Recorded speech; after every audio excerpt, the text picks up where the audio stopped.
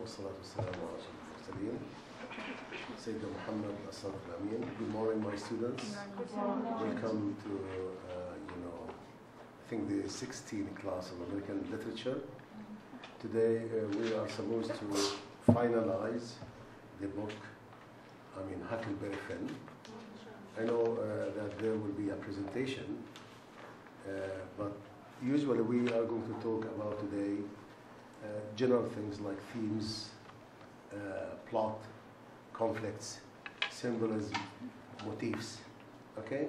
I think you're familiar with these things, but we need to remind you of these things today and your presentation of the last episode. I'm not going to talk about this, the last episode, like the Phillips plantation and the final freeing of Jen, because I don't want to spoil her presentation.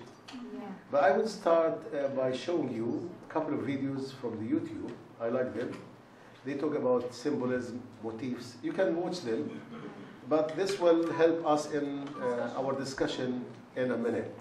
Okay? Let's see this video. 50 pages in this novel. Huck only spends about 35 of them in school.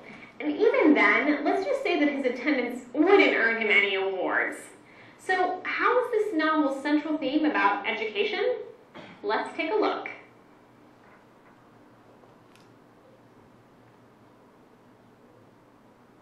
When we first meet Huck, he's uneducated, ill-bred, and pretty skeptical of the society around him.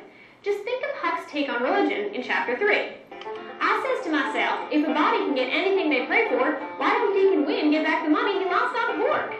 Fair question, right? And it's one of the many that Huck asks about commonly accepted religious, cultural, and moral beliefs throughout the course of this story. Huck's distrust of society, in combination with his developing relationship with Jim, lead him to especially question racism and slavery. And on his raft, without society's rules to tell him what to think, Huck is able to educate himself, to come to his own conclusions about what's right and wrong based on his experiences and his conscience. And rather than lead him astray, by the end of the novel, Huck's self-education has taught him more about the world and about himself than anything a book or society could offer. Call Twain's theme the need for education that champions free thought and open-mindedness above all. So I think you got it. Yeah. This is the importance of education. And what kind of education? Self-education. Self-education. Education which was based on his own intuition.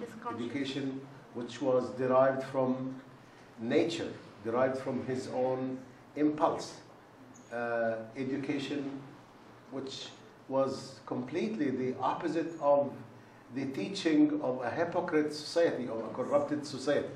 So yes, like sometimes I told you it's an Emersonian character who educated himself by just observing how terrible the other things and by alienating himself from that society which was corrupted, full of murder, materialistic society.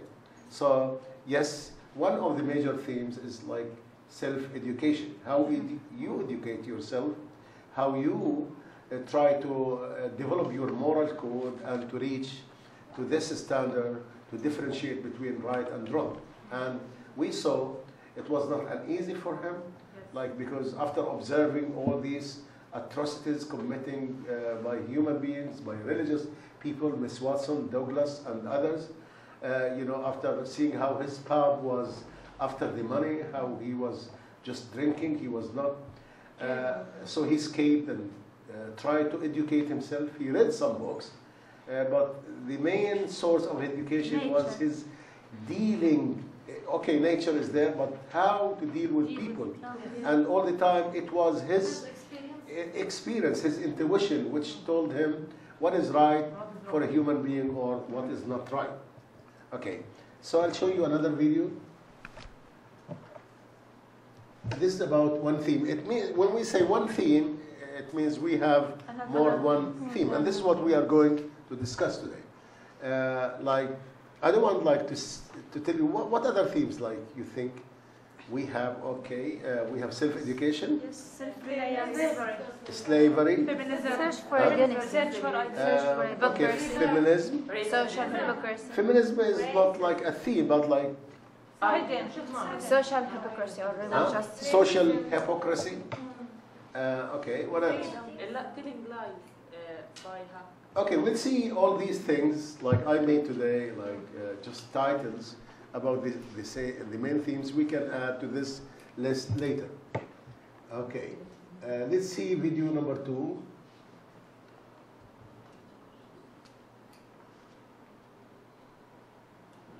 On board. In other words, as symbols go, the Mississippi River is a mixed bag. On the one hand, it stands for the complicated nature. So we're talking about symbolism. من Yes. الأول بدي من النص. Okay. Yeah, sorry.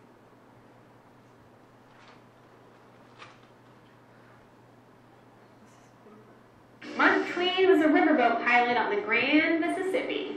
But don't get so caught up in the details of Twain's setting that you fail to recognize this fact. In Huck Finn, the river isn't just the setting for the novel, it's the book's central symbol.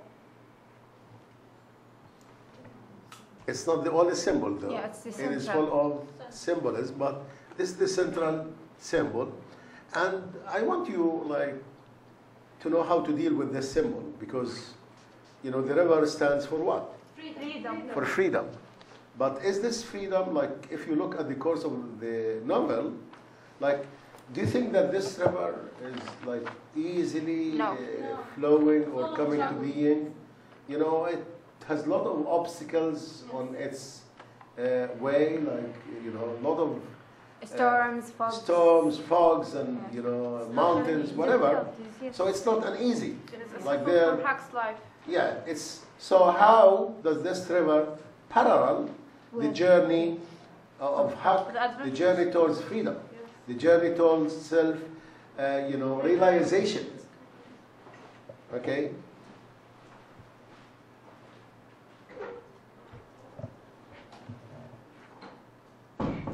Twists and turns, dark, swirling waters. Who knows what lurks beneath the surface of the Mississippi River, or around its next bend?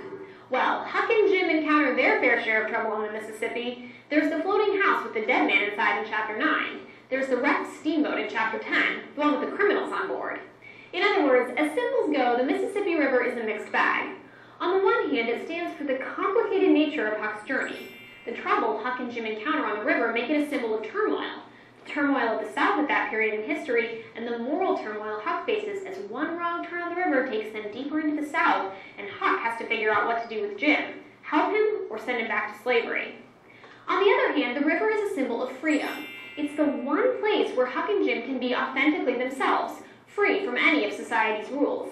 And it's this symbolic aspect of the river that allows Huck to come to his own moral conclusions about Jim's fate, a decision which ultimately gives them both the freedom they deserve.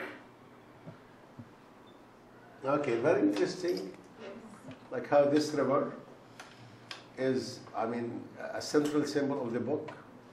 Its course is full of turmoil, exactly as like the journey and the adventures were not easy adventures, because Huck, we saw him how he came to a lot of trouble, like Sheverson, like when in the river itself, when he met, like, you know, the flying, I mean, the boat, the sunk boat, and, you know, the murderers, the Sheverson.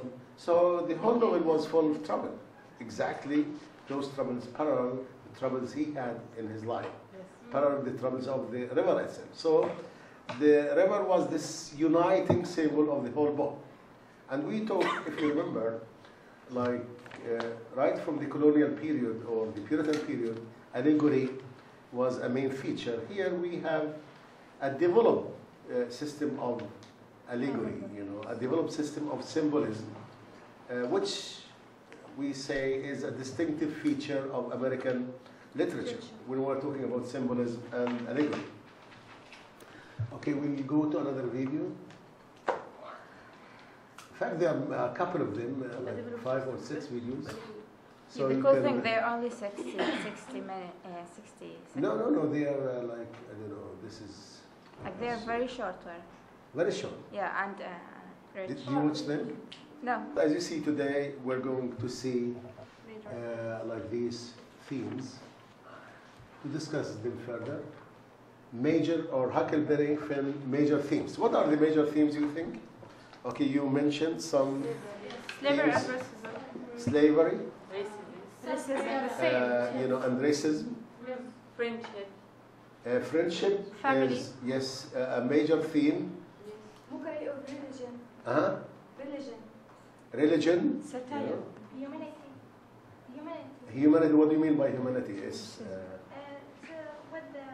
With Jem and how he became a friend with Huckleberry, and the end of the novel, and how he treated Tom. okay. It's like So the racism. feeling for humanity, like slaves. compassion. Yes, and we can say equality when Jim complains that all humans should speak the same language. Mhm. Not Equality, only, because yes. it has to do with, you know, free, Racism. with justice, racism, and slavery. It's humanity. Uh-huh. Superstition. Superstition. In fact, superstition is a motif, you know. Yeah. It's a theme there, but it's a motif. Why I say a motif? Because it keeps repeating itself in the book. And perhaps it keeps repeating itself in other books. Okay? The concept of family. The concept of family, yes. Regeneration. Rebirth and regeneration. Yes. Okay. Education, as we said. Self-reliance and search of identity. Self-reliance and Search you know, for search for identity. Okay, I named most of these, but I put them in major themes. Slavery and racism, and then Beldan romance. It's, you know, this is the major theme. We are talking about the growth, it's the reinitiation of a hero, you know, how he's reborn, and then how he develops himself, develops, you know, he's getting self-educating. This is called Beldan's romance. You know, Beldan romance, it's, you know, a story of a hero who developed himself, who, without having, it's like an example of self-reliance, self-educated man, self-educated people, you know, people like, we saw how Huck started by being rebellious against society. He didn't like the religious like environment he was brought up in, because it was full of hypocrisy and you know, it was full of corruption. Pub was hunting him, so he started to keep himself away. He wanted to escape, and his journey was a journey of self-growth, was a journey of education. We observed how he gradually was educating himself by differentiating between what is right and wrong. And all of us admire him when he, in chapter 31, when he gave his final decision, I'll go to hell. And I think, you know, all of us like want to go with hell with him, because here we know that hell is not a real hell. Hell is the paradise. So yes, this is Beldan romance is one of the major themes. It's about the personal growth of a hero, how he started, you know, like a blank page. And this is what happened in chapter 10, if you remember. He was reborn, this rebirth, he was reborn a new person, detached from all the teachings, all, you know, the teachings of that civilization, all the restrictions, I mean, the hypocrisy of Christianity itself, and then how he developed himself, how he was discriminating between right and wrong out of his daily experience, and how he was developing this kind of friendship between him and Jim. The search of identity, you know, slavery and racism, I think, you know, it's one of the major themes, because the whole thing is about how, I mean, Mark Twain was exposing, you know, slavery, was showing how slavery was against human nature, against everything, against religion even. But it was too much for a child to accept our religion, how those people would consider those, you know, people as property. So, yes, the whole, yes. The whole novel is classified as children literature, but I think because of the theme slavery and racism, it is not fit for children since it discusses such soft and Yeah, and now sensible. this is like, you know, the other novels, George Orwell, The Animal Farm, and Lord of Flies and other, like it is classified as children, but it appeals to to adult people because of the seriousness of the theme.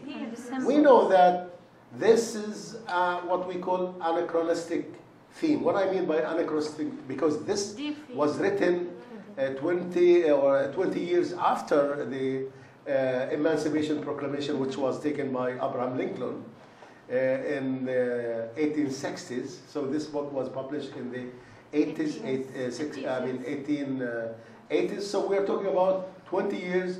So the theme was a little bit anachronistic, but I think it was essential for writers like Twain who were concerned with reconstructing America, because America after the interbellum needed like a new spirit, needed a new attitude.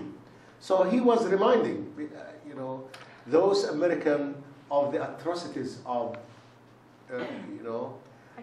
slavery. Okay, slavery was there. I mean, yes, after the emancipation, unfortunately, it remained. It acquired different forms, and there was like, there were some regulations hiding or concealing slavery. There was Jim Crow legislation, which deprived those people, the African American, from their ordinary rights. And they classified them as, second or even third-rate citizens. So, Minor race. slavery, it was very important for Twain to remind the people of how horrible, how terrible slavery was. So I think the whole book was about the atrocities of slavery, how slavery was against religion, how slavery was against human being, how it was against all the ethics of the world, how it is against instinct, because all people speak the same language. Why should, people be discriminated in this way? So the whole book is, yes, it's the central theme is slavery, exposing slavery. Search for identity, and I think, it is there because When he discusses as we're talking about, if you remember, like in a larger context, we are talking about America searching for its identity. And this book is a parable, is a great allegory for America trying to establish itself, to rely on itself. Like we saw how Huck was antagonistic. He didn't like the teachings of Tom. They didn't, because these, according to Emerson, we don't have any interest in dry bones. We should develop our own literature. It means we should have our own identity. Okay, now Huck became Huck at the beginning after he totally detached himself from all what that corrupted civilization stood for. That civilization which was represented by Tom. I know some of you, and this is what we are going to see today, might feel disturbed by Huck just participating in the final plan of emancipating. But I think, we understand this because his main interest, his main concern was to free Jim. So he had to show little patience to satisfy the arrogance, and I think there was more exposition to that terrible, decaying romanticism represented by Tom. Yes, family and the friendship. Family. There is the theme of the family. You always we started by a family which was fragmented family, and all the time.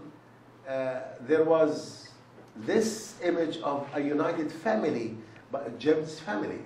Jim was ready to steal his own children, to steal his own wife in order to have one family. Look at the white civilization, how it is corrupted, how the family ties are broken, fragmented, and you're talking about, a superior civilization. What kind of superior civilization? Represented by Bob, represented by the Judge Thatcher, represented by Miss Watson. So they didn't know what is a family, They didn't appreciate what is a family, okay? So yes, the family here, and we have all the families and, we have many like families in the book, and I think the human or the family relations were not. I want to say something about Huck, that when he was inventing lies about his family, he was like counting that his family has a mother and sisters and brothers. So he was yearning for He was dreaming to have a family. He was dreaming, yes.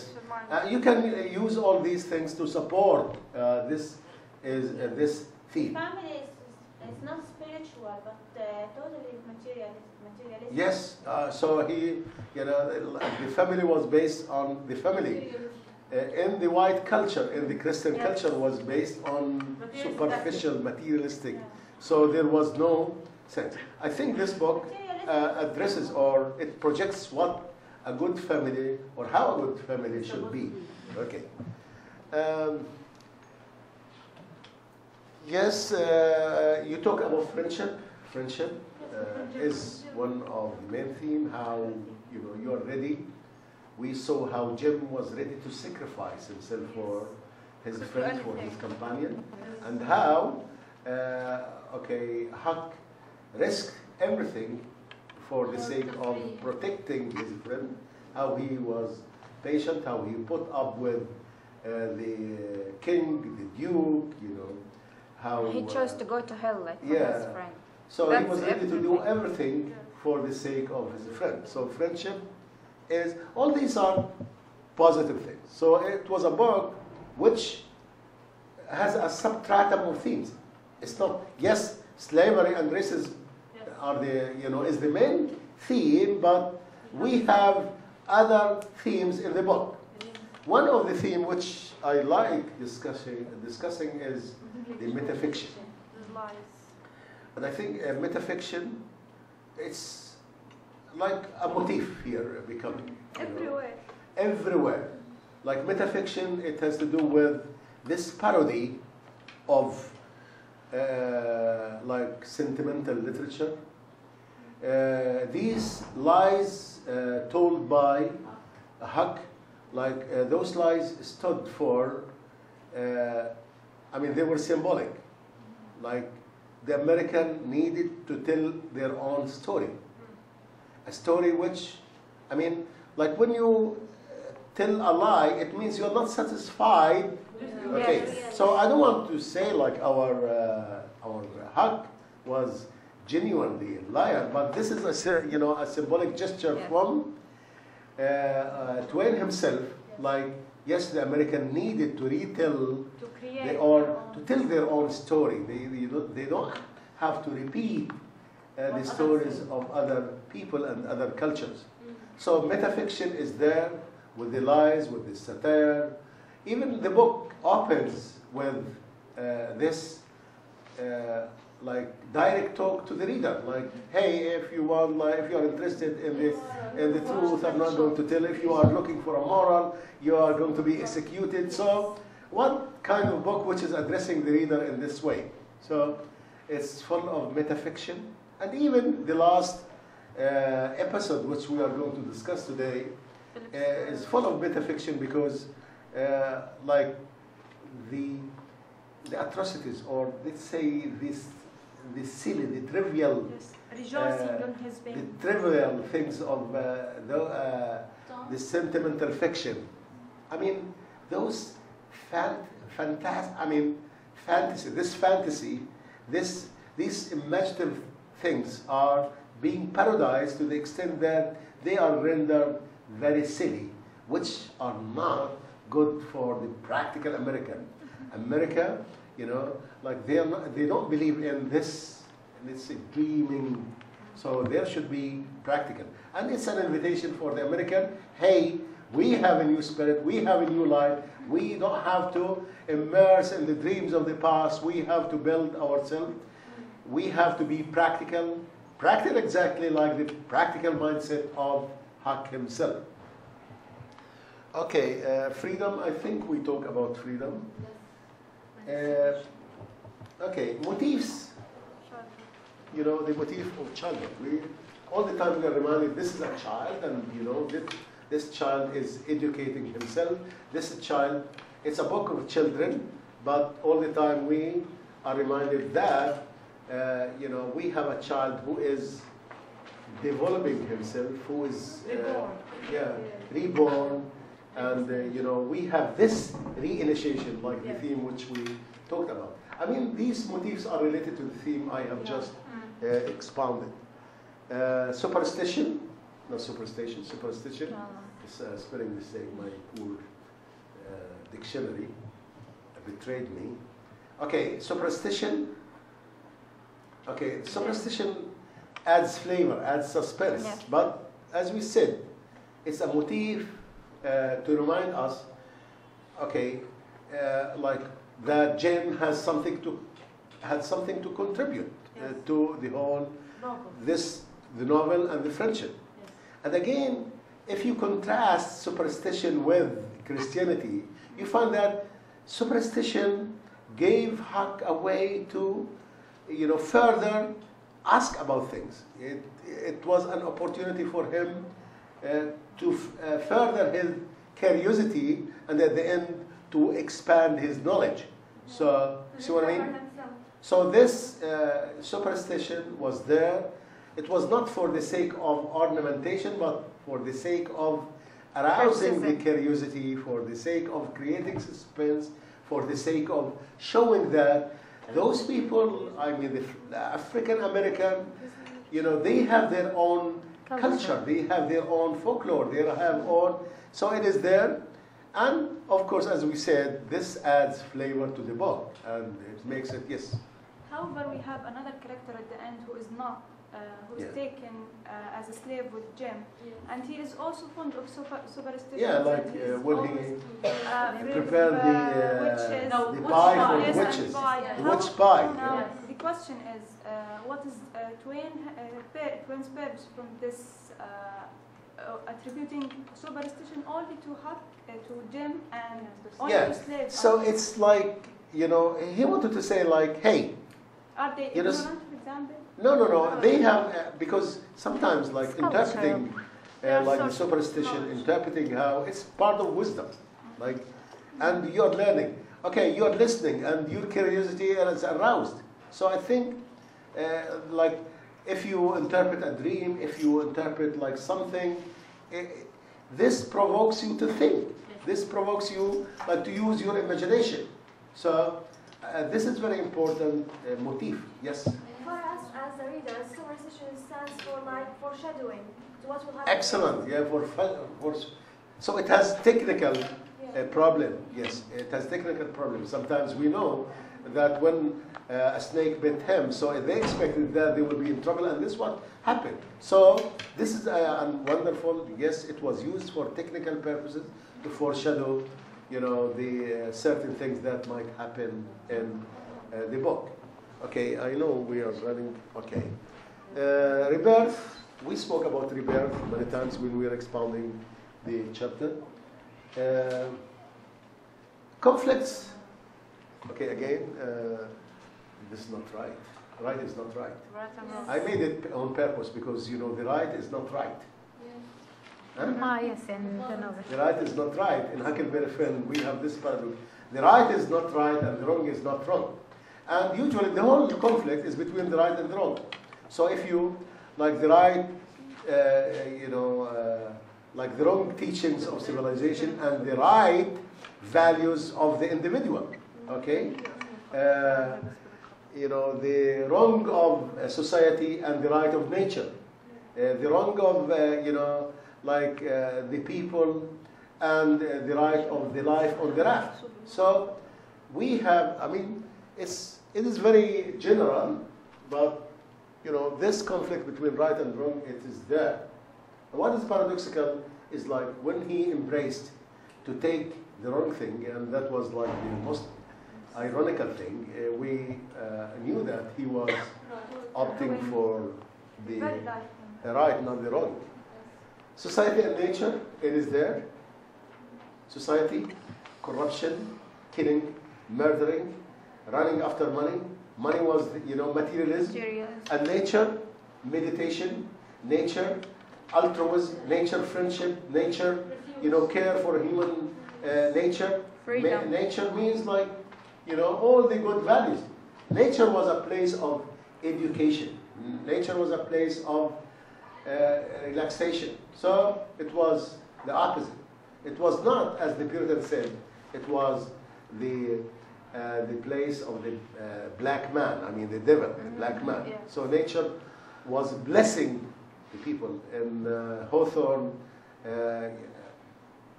Hester Prynne, like the one who was branded by the Puritan by letter A, adultery, was always blessed by nature, by the sunshine, by the green, by the wilderness, rather than being abused, as they thought, by the black man. Christianity versus freedom, like how Christianity means slavery. It perpetuated slavery, and non-Christian, like, because here he developed his own standards, his own religious standard, which were totally different from those hypocritic teachings of Miss Watson and Douglas and the Shepardson and the Grandfords.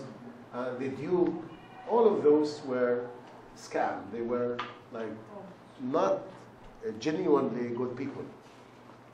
I think children and parents, we have this conflict, is Pap and Huck. Materialism and spiritualism, it's also a major conflict.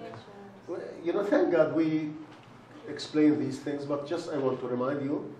And the plot, in fact the plot is a little bit problematic. But what unites the book is like this journey. The book is a continuous, we have two scenes, the river and the city. The river and the city. So yes, the book started by Huck wanting to leave Miss Watson. Douglas wanted a change, wanted to leave, and it ended by him wanting to leave. Yes. So we are talking about, a book which is united by this spirit of the hero for adventure. Yes, it started by adventures. We have complications and we have a climax. The climax, in fact, we had two climaxes. The climax in chapter 13, I think, or 12.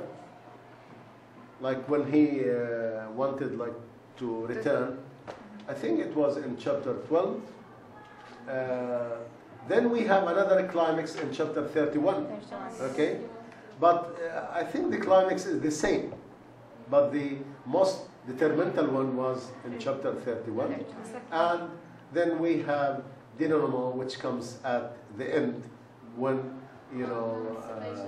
Jim was announced or was freed by the plan of Tom. And of course, when we talk about the identity, it's very important to talk about the names and how in the last episode got rid totally from all the from Tom, because he was not. It was not easy from him to get away from Tom. So we have a plot. And this is what I wanted to say before giving you 10 minutes or 15 minutes. Okay? I know it's a challenge. Yes. Can I ask you a question? Do you think that since it contains a lot of episodes, that every episode have its own plot? Yes, but all of them contribute to the major, the major plot. This plot, which is like the journey itself, the journey of knowledge, the journey of self-exploration. Do you want to come to give your presentation of the last episode? Good morning, everyone. Today I'm delivering the last and the most interesting part of Mark Twain's novel. We reached till the chapter 34. Huck and Jim figure out that Huck and Tom figure out that Jim is kept in a hut at the back of the farm because they saw a slave take food there and lock and unlock the door of the hut. Tom asks Huck to think of a plan so they could free Jim out.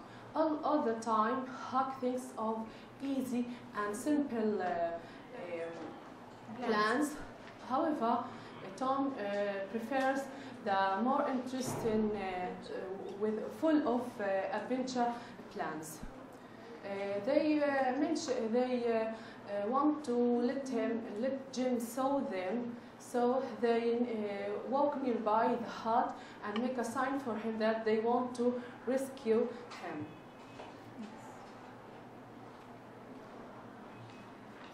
Okay, then they want to dig Jim out using knives instead of picks and shovels, although there are plenty of them nearby. Very funny, huh? To Yes. use knives, dig with knives. It's very interesting. They could easily tear the lock, but Tom refuses that and wants something more difficult to do. He wants Huck to steal a sheet to make a ladder for Jim to climb, although there is nothing to climb for it. And here is quotations. I think it's this great Jim when he says that, and a leg would be better still, but we go to the leg that go there aren't necessarily enough in this case, and besides Jim is a nigger and wouldn't understand the reason for it. Here is Tom talking, and he disgrades Jim because he is a slave. He's not concerned of Jim as a human being, but the main passion for him to make an interesting adventure. To have fun, to play. Yes. Very sadist attitude. They start to dig out the floor beside the hut, and after a long session of digging, Tom's hands began plastered, but he convinced at the last to use shovels and picks, and pretending that they are digging using knives. Also, he steals a candlestick and make a pen for Jim to use to write a journal in his own blood, as he read, of course. This is very funny, like what happening in sentimental books, sentimental literature. Again, it's more criticism. This is full of metafiction. Like all these literary works are criticized. After a short period, they enter the hut. As soon as Jim saw them, he feels happy and wants to leave immediately. However, Tom tells him that you ought to continue in our plan, and poor Jim, he agrees. The main emphasis in this chapter is the conflict between Huck's realism and Tom's romanticism. Huck has been through a real adventure, such as the Walter Scott thing, the Dead of the House, the House of the Dead, and he was involving in the Duke and the King episode. Although he doesn't consider them as a real adventures, instead he enters the spirit of Tom make-believe adventures. Although Jim is no longer considered as a human being, because the story is no more about his freedom, it's about Tom's and Huck's attitudes. And in another place, Twain said, if it weren't for romantic literature of the type Tom Sawyer loves, the Civil War might never have happened, because these attitudes are responsible for the culture, the corruption culture, and the inhumanity of some Americans. So it led this, because slavery was the main reason of the Civil War. You know? It was like after Abraham Lincoln issued the proclamation emancipation decree, the Southern people refused because the slaves were part of their culture, were their, main aid. So they did not accept that, but Abraham Lincoln wanted to enforce that by force, and this is like one of the main reasons of the Civil War. Till now, we notice that Tom's plan is bigger than the reality, and here he sends Jim a rope baked in a pie to climb, and a candlestick to write a journal in his own blood. Of course, these things are useless for Jim at that time. Also, Tom and Huck begins to steal from Aunt Sally's kitchen, and she notices the missing things, but she doesn't care at the end. Yeah, she was confused. Yes, how much she. And there's like a lot of humor is coming because. When he hides the butter and that under his hand. I think this chapter is the most interesting. Tom continues his irregular plan regarding what he has been read in romantic books. He told Jim that he ought to carve sorrowful inscription in a stone.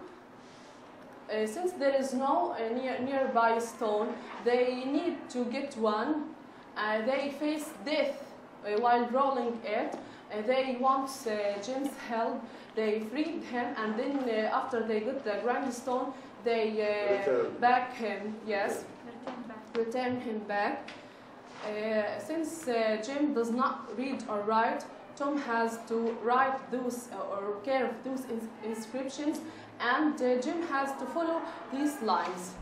And there is some lines written in the book. They are very funny. Also, Jim has to have some company from spiders, snakes, and rats. To introduce what I like is this is it is a farcical thing. It's a farcical thing. When I say farce, it is cheaper than comedy. It is exaggerated comedy, just like to please the people. But this is very sadist. Why to prolong the emancipation of Jim?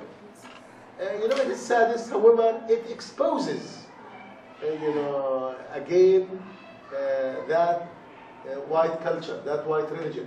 More exposition, more debunking, what's mean, scandalizing. Like, it's scandalizing. Okay, I think you have like a couple of minutes. Okay. You can skip this.